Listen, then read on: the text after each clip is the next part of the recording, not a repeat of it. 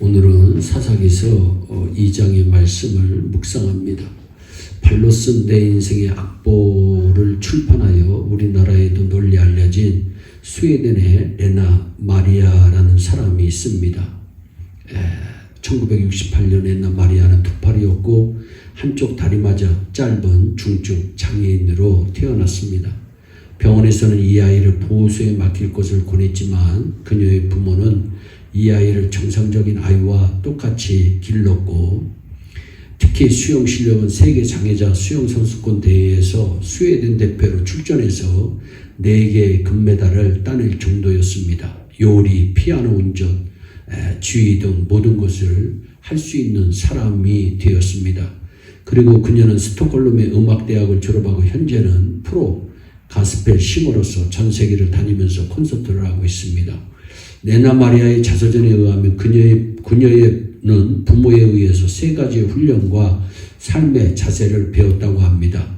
첫째, 긍정적으로 삶을 대하는 사고방식. 둘째, 그녀의 부모는 동정하지 않고 무슨 일이든 스스로 자기 자리에 설 수 있도록 배려와 격려를 받았고, 인생을 그래서 자신 있게 살게 되었고, 셋째, 하나님에 대한 믿음이었습니다. 삶이란 스스로 만든 것도 자신의 마음대로 할 수 있는 것이 아니라 하나님의 선물이라는 것을 늘 생각하도록 레나 마리아는 배웠습니다. 오늘 본문 말씀은 이스라엘 역사상 가장 어둡고 혼란한 사사 시대의 도래를 예견해 주고 있습니다.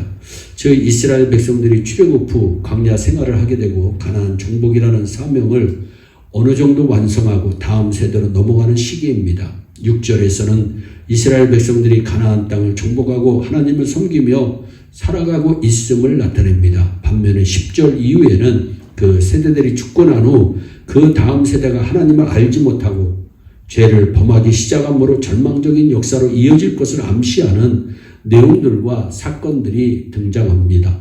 그 2절 사이에 성경에서 계속 강조하고 있는 것은 가나안 정복, 즉 후 그 세대들이 다음 세대를 위해 해야 할 일을 하지 못했기 때문에 빚어진 것임을 말씀하고 있습니다. 사랑하는 여러분, 오늘 내 삶이 나의 자녀의 미래를 결정하고 내 신앙생활의 미래 교회의 모습을 만들어가고 있음을 아십니까? 그렇다면 오늘 우리는 어떻게 살아야 할까요? 먼저 잃어버린 비전을 다시 세워야 합니다. 이스라엘 백성을 하나님께서 가나안 땅에 보내신 이유는 하나님 백성 삼으시기 위함입니다. 그러나 이스라엘 백성들은 이 비전을 잃어버렸습니다. 그 이유는 현실에 안주했기 때문입니다. 이 비전을 잃어버린 삶의 끝이 무엇입니까? 그리고 그 다음 세대의 모습은 어떠합니까? 지금보다 훨씬 더 치명적이고 심각한 결과를 낳게 됩니다. 둘째, 우리가 다음 세대를 위해 해야 할 일은 하나님을 그들에게 직접 가르쳐야 한다는 겁니다. 여호와를 알지 못하며 여호와께서 이스라엘을 위해 행하신 일을 알지 못하였다 말씀합니다. 다음 세대가 하나님에 대한 경험적인 지식이 없다는 것입니다. 왜 이런 일이 벌어졌나요? 부모들이 자기들의 신앙의 체험을 자녀들에게 가르치지 않았기 때문입니다. 사랑하는 여러분, 오늘 우리의 삶 속에서 그런 부분들이 없습니까? 우리 엄마 아빠를 보니 하나님과 약속을 해도 환경의 변화에 따라 마음대로 바꾸어도 되는구나 라고 생각합니다. 그것을 보고 자란 자녀들이 신앙의 결단과 헌신을 과연 할 수 있을까요? 아니면 자기 삶의 우선순위를 하나님과 교회에 두고 믿음으로 살아갈 수 있을까요? 주의 계명을 따라 부모를 공경할 수 있을까요? 그렇게 될 수 없습니다.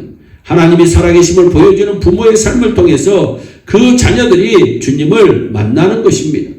셋째, 다음 세대들에게 희생을 보여주고 그 희생으로 저들이 참으로 기쁨을 누리는 것을 체험하도록 해야 합니다.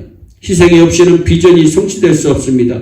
희생 위에 오늘 새로운 역사가 만들어져 가는 것입니다. 여러분, 저는 우리 교회가 이런 교회가 되었으면 좋겠습니다. 죽을 생각을 했다 가도 교회만 나오면 예배를 통해서 하나님의 살아계심을, 찬양을 통해서 하나님께서 내 영혼을 위로하심을 느끼고 만나는 교회가 되기를 진심으로 원합니다. 바로 옆에 사람을 통해서, 또한 속한 구역을 통해서, 전도회를 통해서 정말 하나님 사랑을 느끼는 그런 교회를 섬기고 싶습니다. 미래를 염려하십니까? 오늘 우리가 가진 것을 다 내려놓으시고 다시금 주님이 주신 비전을 붙잡으세요. 우리가 처음 예수를 믿을 때 붙들었던 그 주님의 사랑, 나를 부르신 하나님의 그 사랑 앞에 주님 내가 등대되어 살겠습니다. 빛과 소금처럼 살겠습니다. 결심했던 그 결심, 생활 속에서 어느새 잃어버린 사명을 다시 붙들고 믿음 안에서 다시 일어나 걸어 나가시기 바랍니다.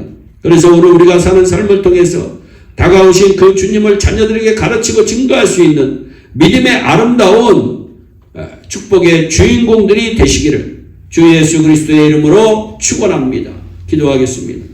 사랑의 하나님 참 감사합니다. 오늘도 생명의 귀한 말씀을 우리에게 허락하여 주심을 감사합니다.